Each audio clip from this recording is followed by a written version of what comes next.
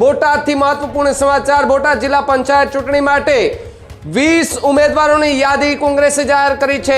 ત્યારે ત્રણેય રાજકીય પાર્ટીઓ દ્વારા સૌરાષ્ટ્રની અંદર પોતાની કવાયતો તેજ કરી દીધી છે। બોટાદ જ્યાં મહત્વનું કોંગ્રેસનો એક ગઢ પણ ગણવામાં આવે છે। હજુ સુધી તમે અમારી ચેનલને સબસ્ક્રાઇબ નથી કરી તો અત્યારે જ ન્યૂઝરૂમ ગુજરાતને સબસ્ક્રાઇબ કરો, ફેસબુક અને ઇન્સ્ટાગ્રામ પર ફોલો કરો।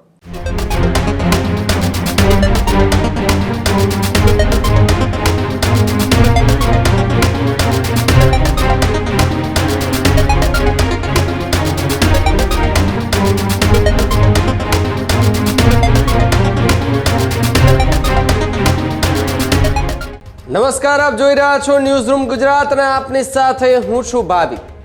ચૂંટણીનો જંગ જે છે તે જોવા મળી રહ્યો છે। તમામ પક્ષો પોતપોતાના ઉમેદવારોના લિસ્ટો સતત ને સતત જાહેર કરી રહી છે।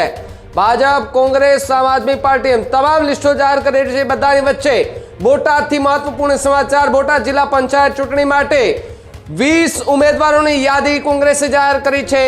જિલ્લા પ્રમુખ હિંમતભાઈ કાતરિયા દ્વારા આ ઉમેદવારોના નામની સત્તાવાર જે છે તે જાહેરાત કરવામાં આવી છે।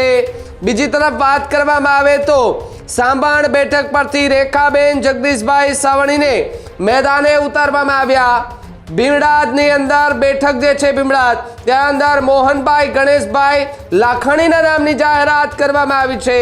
દશા ગામની બેઠક પર માધવિકાબેન વિક્રમસિંહ સોલંકી છે, તેમને હાલ તો ચૂંટણી લડવા માટે मैदाने जे छे ते उतारी देवामां आव्या छे।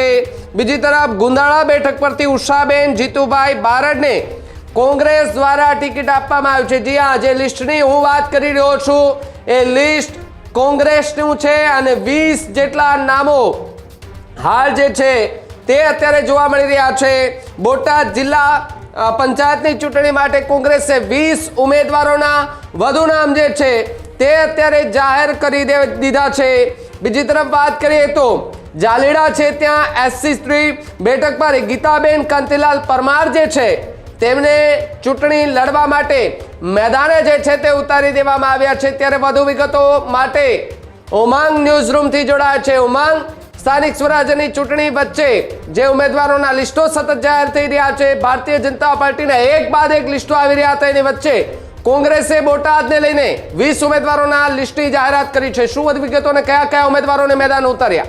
જી બિલકુલ ભાવિક, વાત કરવામાં આવે તો સ્થાનિક સ્વરાજ્યની ચૂંટણીને લઈને સૌ કોઈની નજરે સૌરાષ્ટ્ર ઉપર ટકેલી છે કે સૌરાષ્ટ્રમાં આ વખતે શું એ પરિણામો આવશે। ત્યારે ત્રણેય રાજકીય પાર્ટીઓ દ્વારા સૌરાષ્ટ્રની અંદર પોતાની કવાયતો તેજ કરી દીધી છે। ચૂંટણીઓની તારીખ જાહેર થઈ હતી તે પહેલેથી જ સૌરાષ્ટ્રના અલગ અલગ જિલ્લાઓની અંદર એ ચૂંટણીમાં એ કહેવાય કે સકારાત્મક પરિણામ મેળવવા માટે ત્રણેય રાજકીય પક્ષો છે એ મજબૂતાઈથી એ કામગીરી કરી રહ્યા હતા।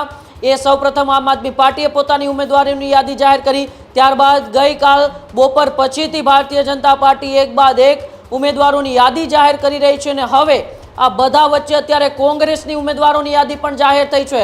બોટાદ જ્યાં મહત્વનું કોંગ્રેસનો એક ગઢ પણ ગણવામાં આવે છે કોંગ્રેસની, ત્યાં યાદી અત્યારે જાહેર કરવામાં આવી છે, જેમાં બોટાદ જિલ્લા પંચાયત છે તેમની માટે 20 જેટલા ઉમેદવારોની યાદી અત્યારે કોંગ્રેસે જાહેર કરી છે।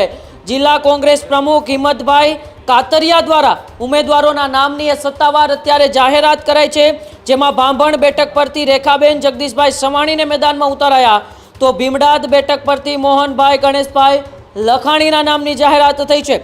ઢસા ગામ બેઠક પરથી માધવિકાબેન વિક્રમસિંહ સોલંકી એ જિલ્લા પંચાયતની ચૂંટણી લડશે, તો ગુંદા બેઠક પરથી ઉષાબેન જીતુભાઈ બારડને ટિકિટ અપાઈ છે। જાળીલા જ્યાં એસસી સ્ત્રી બેઠક છે તે બેઠક પર ગીતાબેન કાંતિલાલ પરમાર ચૂંટણી લડશે, તો કાન્યાડ બેઠક પર કવિતાબેન સોમાભાઈ જમોડની કોંગ્રેસે પસંદગી કરી છે। ખાંભડા એસટી બેઠક પર મિત્તલબેન મેહુલભાઈ ગઢિયાને મેદાનમાં ઉતાર્યા છે, તો લાખેણી બેઠક પરથી રમેશભાઈ કે સિલ્લુની ઉમેદવારી અત્યારે જાહેર થઈ છે। માંડવધાર બેઠક પર વશરામભાઈ મંજીભાઈ તાવ્યાને ટિકિટ અપાઈ છે, તો નાગઝેસ બેઠક પર પ્રતાપસિંહ કનુભાઈ ડોડિયા એ ચૂંટણી લડશે। નાવડા જૂના બેઠક પર પ્રવીણભાઈ રૂપાભાઈ સરવૈયાની કોંગ્રેસે પસંદગી કરી છે, તો નિંગાળા બેઠક પર મનીષાબેન ધર્મેન્દ્રભાઈ ડેરવાણિયાને તેઓ મેદાને ઉતાર્યા છે। પાળિયાદ બેઠક પર રીટાબેન રમેશભાઈ જાપડિયાની ઉમેદવારી નોંધાઈ છે, તો રાણપુર બેઠક માટે મેરુભા બચુભા પરમારના નામ પર મહોર મારવામાં આવી છે. સરવા બેઠક પરથી રમેશભાઈ છગનભાઈ મેર ચૂંટણી લડશે, તો તુરખા બેઠક પરથી ધરમસિંહભાઈ ભીખાભાઈ રાઠોડને ટિકિટ અપાય છે. ઉગામેડી બેઠક માટે ડોક્ટર જગદીશભાઈજી ગોયાણી મેદાનમાં છે, તો ઉમરાળા બેઠક પર વર્ષાબેન ભુદરભાઈ બારૈયાની પસંદગી કરવામાં આવી છે. વાવડી બેઠક માટે ભારતીબેન પ્રવીણભાઈ જમોડના નામની જાહેરાત થઈ છે.